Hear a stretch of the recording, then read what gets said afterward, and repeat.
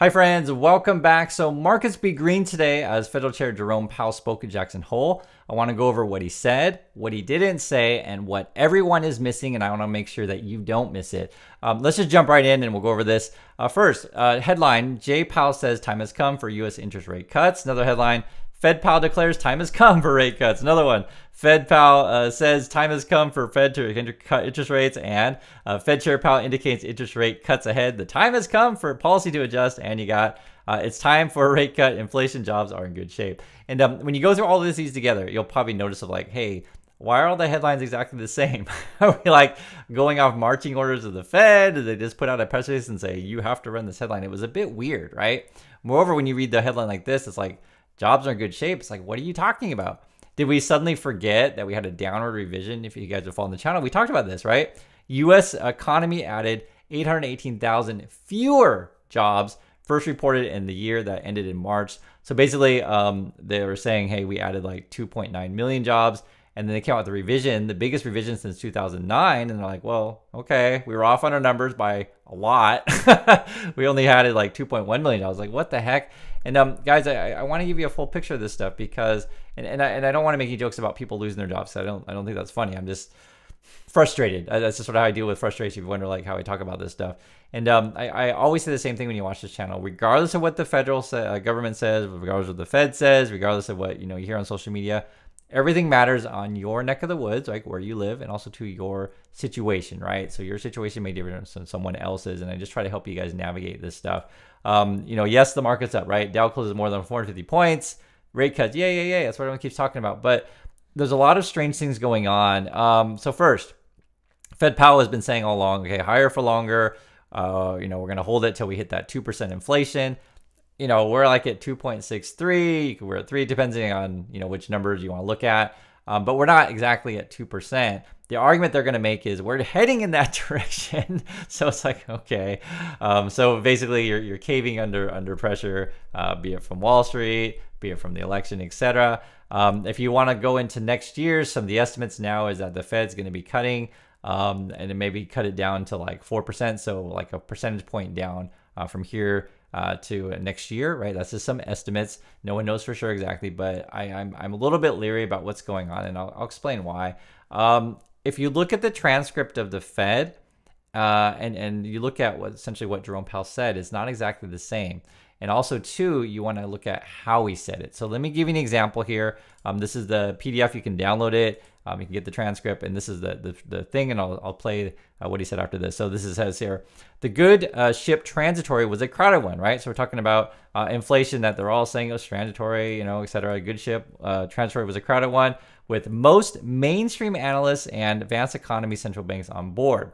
The common expectation was that supply conditions would improve reasonably quickly, that rapid recovery in demand would run its course, and demand would rotate back from goods to services, bringing inflation down.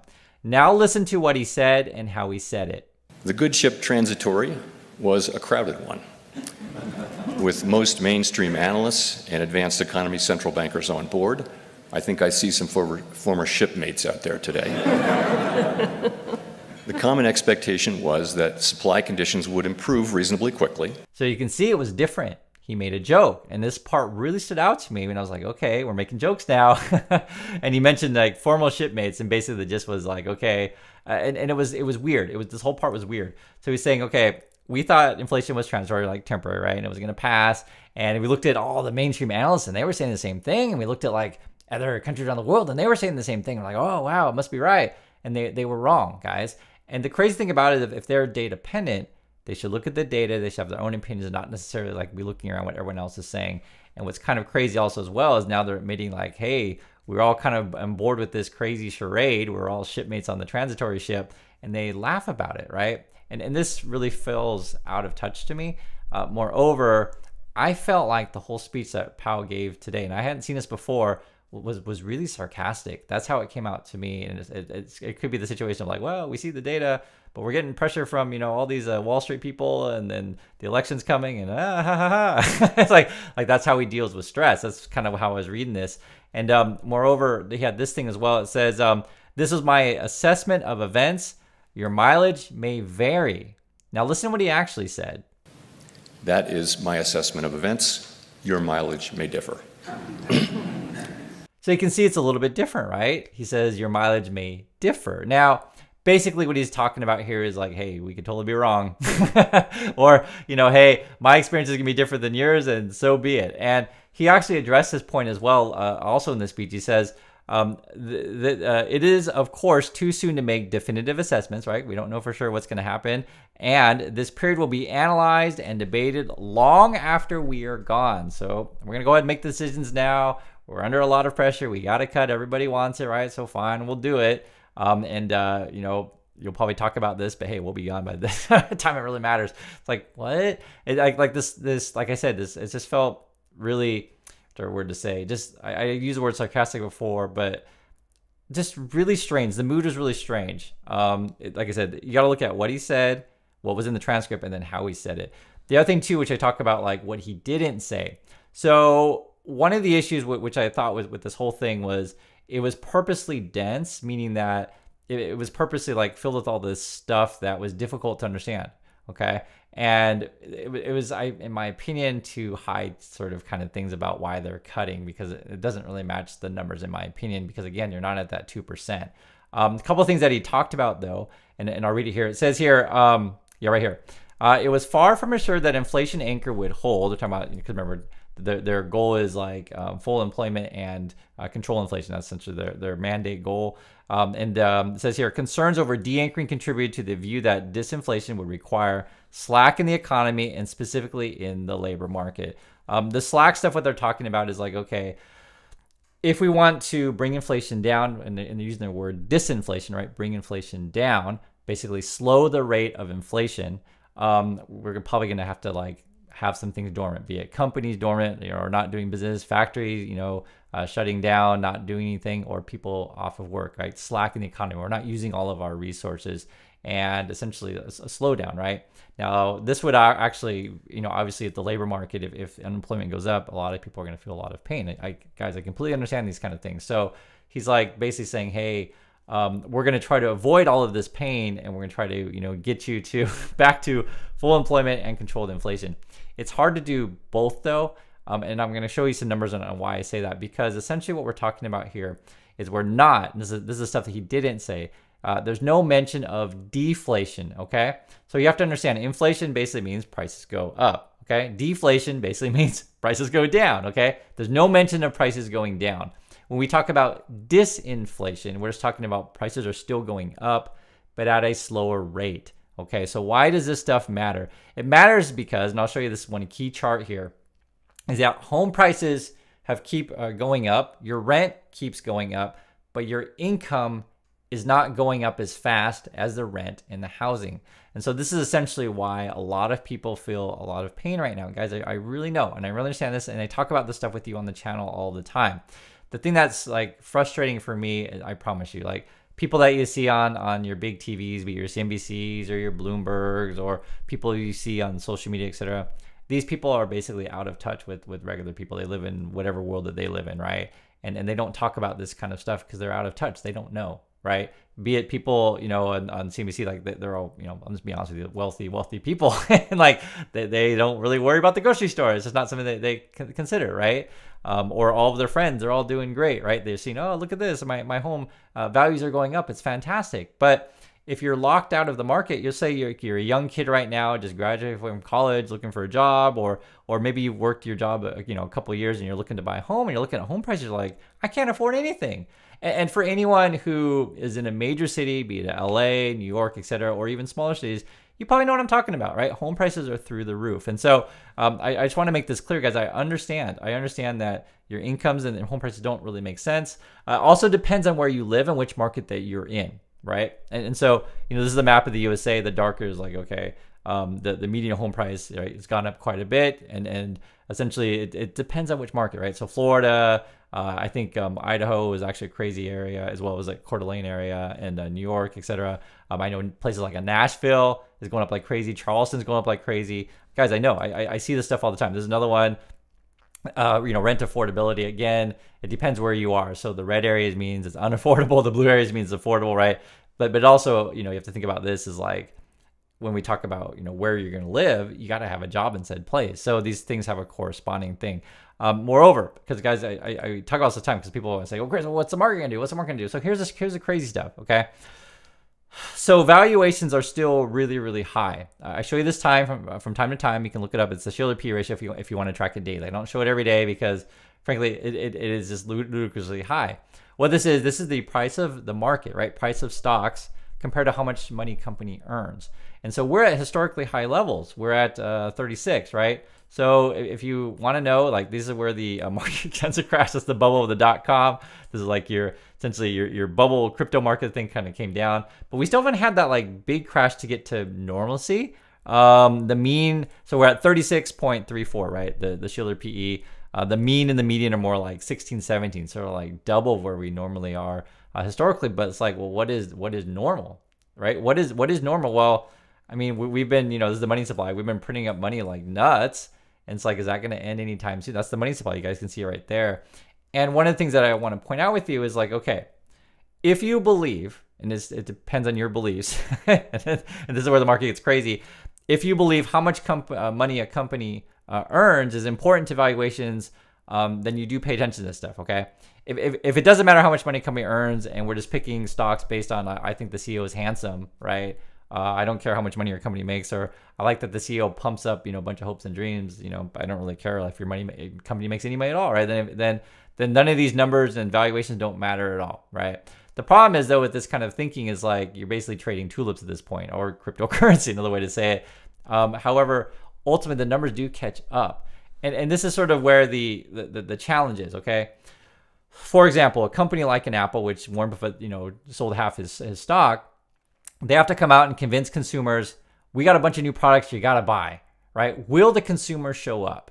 Will they give their money to Apple? For me, I always say the same thing. Like I have a phone. It is a good phone. I think I have the 13. I don't know what number they're on right now. Maybe it's going to be 15 or 16, right? I can probably skip this cycle. I probably don't even need a new phone for a couple more cycles. My phone is fine. And then so it's like, okay, so for me, I don't really need to buy a new phone. I don't need that new fancy, AI stuff, that kind of stuff.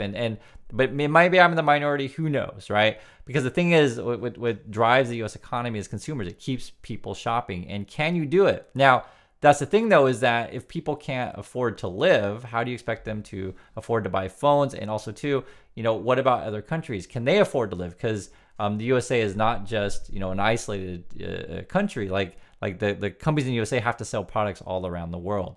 Take a look at this. So this is a funny thing is the situation in Korea. And I'm talking about Korea here because our news is different than your guys' news.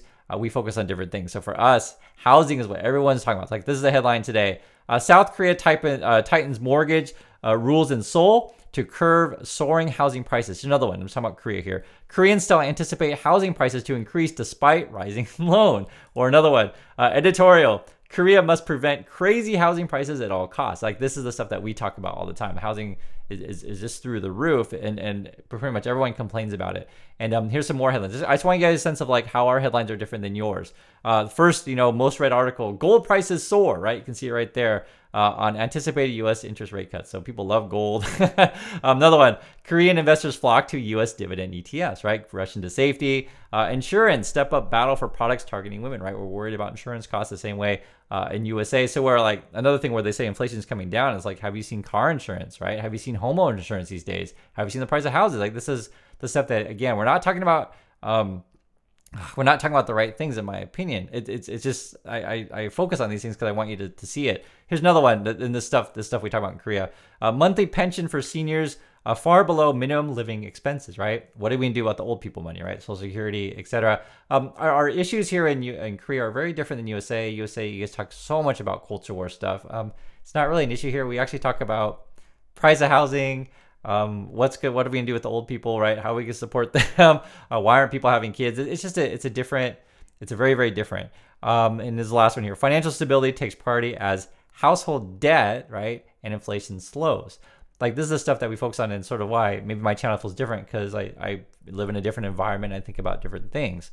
Moreover, I understand this as well, is that depending on your economic situation, and I can't speak for everyone who watches this channel, so your situation, but if you're lower on the economic scale a higher percentage of what you bring in each month is going to go to your housing costs, meaning that it's just unaffordable, right? So it depends how you want to define affordability. So one way to think about it is, okay, you want your housing expenses to be, less than a third of how much you bring in each month, right? Or, around a third, something like that. And if you have too many people where it's like, let's say half your income goes to your rent or your mortgage, things are expensive, right? You guys know these things, but it depends again where you are and on the economic scale. So for example, if you're a homeowner, right? So right here, I'll just show you this chart here, and you make, was this above like 75,000, then you're doing okay, right? You're keeping your levels down in terms of like how much goes to your housing costs, and you're like, oh wow, it's great. My housing value is going up. I'm making tons of money, etc. But like if it's, let's say you're a renter and you make say under 20K, and it's like, God, it feels like 80%. Or 80% of these people feel this way, but it feels like we'll say 70% of my income goes to my rent. It's like I can barely have enough money for food, or maybe 100% of my income goes to rent, and then like I have to put all the food on my credit card, and people are really struggling. So I talk about this stuff because I know that there's a disparity out there. I know there's many people that are really, really struggling right now. I really know. And also too, I see more and more layoffs. I see this stuff on social media, and I feel like much of the stuff you see on TV is out of touch. That's just what I'm saying. And I feel like the stuff that you see on social media is, be it, the YouTubes or Twitters or whatever, they're just all talking about, buying crazy cryptos and gambling and stuff like that. I just feel like everything's out of touch. And that's why I showed you the Korean stuff, or like the stuff that I, look at every day or leave here. We're talking about like financial stability, right? And set yourself up, or how to take care of old people. And yes, I know, people's like, well, Chris, number one is gold. Yes, I get that, right? I'm just not into gold, but yes, a lot of people in Asia are. They really are. And we actually live in the financial district, and there's a section of the financial district that's the gold district. And I've showed it to you before on the channel. It's basically a bunch of gold shops, and there's always people buying and selling gold. It's a real thing, but it's a different environment here. And guys, this is something that actually it does come up in the presidential campaign, but it's not necessarily like the biggest issue, and I wish it was, to be perfect, or one of the biggest issues. And here's the basic gist of it is, homes are unaffordable. What could you possibly do? There's a couple of different perspectives on this stuff, but it's not an easy fix, right? So you can read this whole stuff. I'll just give you a basic gist of it. So this is Kamala Harris. She's like, hey, we got to build a bunch more houses, and we need to, help people, first-time home buyers with their down payment, that kind of thing, right? The issue, though, is that, okay, what about zoning? This is a major issue, and it depends again on which neck of the woods that you're in. Let me just read a little quote of this. Is, I guess, coming from Professor here. It says, it leads with the obvious long-term culprit, meaning the thing that's, the hard thing to get around, I guess you could say, zoning and land use barriers, right? Still details are light on how she plans to get localities on board, or how she deal with said policies, meaning that, you can make these big promises, but you still got to deal with like local counties, etc., local cities, and like get them to be on board. And so it says here, for decades have made it so difficult to build housing in certain parts of the country, right? And then the Trump situation is like they're kind of in the opposite of not even really talking about this. And the phrase is like, not in my backyard, meaning that, I'll read a bit here. It says, we'll protect American suburbs, right? And this would be like the kind of the Trump side. In it, the two condemned, talking about Trump and Ben Carson, two condemned abolishing single-family zone housing and the development of high-density apartments in residential neighborhoods, right? And then this is Trump also, talking about buying all. It's a sinister plan to abolish suburbs, right? And then it's going to be a zoning killer. Okay, why are we talking about this stuff? And why am I talking about Asia? And why am I talking about things that are different? Okay, so we only have so much land, okay? And I think you guys know this kind of stuff. So again, as I always say, it depends on your neck of the woods. So take a look at this. Law that ended single-family zoning is struck down for 5 Southern California cities. So basically, you vote in this stuff if you live in California. Can we build affordable housing or not, right? It gets voted down some places. Can we build apartments where workers can live? It gets voted down in some places. And essentially you have like people in Beverly Hills are like, well, not in my backyard. I want to live in my mansion in Beverly Hills. I want to live my mansion, on the Hollywood Hills. And essentially I want to go to my restaurants. I want to go to my shopping malls. I want to do all these things. But I don't really care the lives of the workers. I don't care how you get to work. I don't care how much you get paid. I don't care where you live. I just don't care about you. Just make sure you cook my food and take care of me. And I laugh because like, guys, I lived in LA. I worked in Hollywood. I did not grow up rich, so I think about workers in a different way. I don't look at the waiter and think, oh, you're beneath me. I don't treat people like that because I understand what it means to work. But there's a lot of people that don't. That's why they don't think about workers. And this is something that really bothers me. And essentially what we're talking about here is, how can we have a society, and I'm using the LA example because I used to live there, but how can we have a society to where like we live together? Because it's just true, no matter, even whatever utopia you're going to live in, for example, this is the word utopia, but you need some people to mop the floor, right? You need people to do the gardening. You need people to cook your food, etc. And it's not sustainable to have like a group of, really wealthy landowners who own everything and then not provide a living wage and a living environment for the workers. And so, I hope you guys understand why I bring this stuff up. And I think it's a really important issue. And we have a lot of stability problems with this. And also, if you have seen other countries and visit other parts of the world, you'll maybe notice the disparity even more if you look. Just for example, when we go to Vietnam, or for example, I used to live in China, the gap between the ultra wealthy and the ultra poor is huge. And they're kind of moving that direction in the USA, unfortunately. And it depends if you think that's a good thing or a bad thing. I mean, everyone's gonna have a different point of view on that stuff. This is just how it is. If you have land, you have stocks and stuff like that, and you're benefiting from everything going up like crazy, you're doing fantastic, right?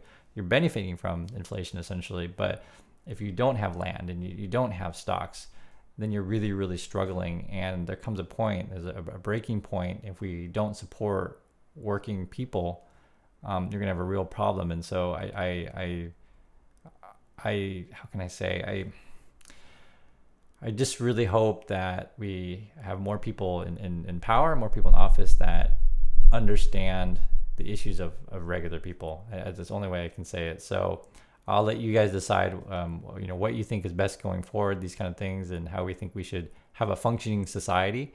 But this is a very, very serious issue, the housing affordability thing, and something that if I ever ran, I would really focus on this. So I understand it's a difficult challenge. It's not a simple fix, but I want you to be aware of what the problem is. And so just wanted to share that with you. So anyway, thanks for watching, everyone, and I'll catch you all in the next video.